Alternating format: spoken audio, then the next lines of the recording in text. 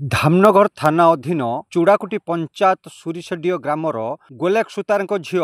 लिलीराणी सुतार बयस 16 से ग्रामर दुर्योधन बेहरा पुओ गौतम बयस 22 8 मास पूर्वर लिलीराणी को नहीं बेंगलोर पलैथिले। एने झीघर परिवार पक्षरु धामनगर थाना रे निखोज अभियोग करी पुओ घर परिवार लोकों को पचारिथिले। सेमाने किंतु ए विषय जानि नथिबा कहिथिले। तेबे गत 4 दिन तले हठात गौतमर परिवार लोके लिलीराणी घर को आसी तुम झील गुरुतर अच्छी कटकरे एभली खबर पाई पुअर परिवार लोकों को पचारिथिले। झीर अवस्था एपरी जानिबा परे परिवार लोके कटक जाई देखिले झीर मृत्यु घटी। गतकाली संध्या 5टा ठारू पुओ घर दुआरे मृतदेह पड़िथिबा बेले झील घर लोके मृतदेह को अटक रखिछंती। धामनगर पुलिस गतकाली ठारू शव को जगी बसिथिबा बेले पुओ गौतम फेरार अछि। झील घर परिवार लोकंक दाबी पुओ न आसीबा पर्यंत आमे मृतदेह छाड़बुनी, कारण आमे झील को तुम पुओ हत्या करिछि। भद्रकरू राजेश बेहरा रिपोर्ट शुभश्री टीवी। जदि फेरार थिला मु तांके तथापि पचरा उचरा करूची मो छुआ तुम घर को जाइए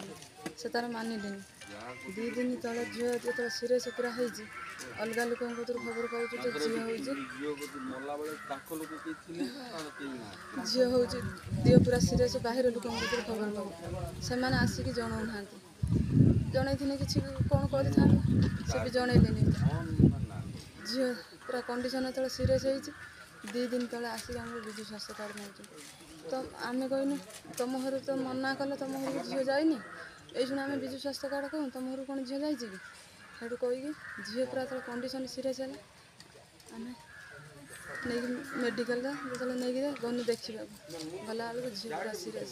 काली चलीगला डेड बॉडी तो ये करके देना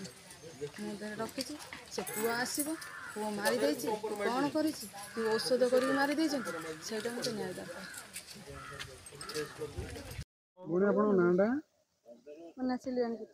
अच्छा कौन है घटना कहले टिके मो भौणी 8 मास तले गोटे पिलार सहित पड़ता आम जाना पाइलु आम गाँ पिला बोली घर लोक भी पचरा उचरा कर कहले आम पुओ नहीं यही किसी दिन तले 2-3 दिन तले आस कह तुम झील देह पूरा सीरीयस फिर आनी काली देखा डेड बॉडी आनी पकड़ जेपर्यंत पुओ ना आस डेड बॉडी उठी पारे मसे लगू 15 दिन लगू जिते दिन भी लगू सी मारी मत पुओ निखोज अच्छी मैं मारते हाँ मारी फेराई कौन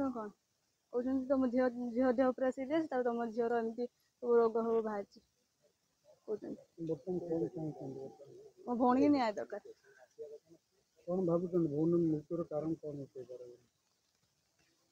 से मैंने गौतम बेहरा से निखोज अच्छे आसुनी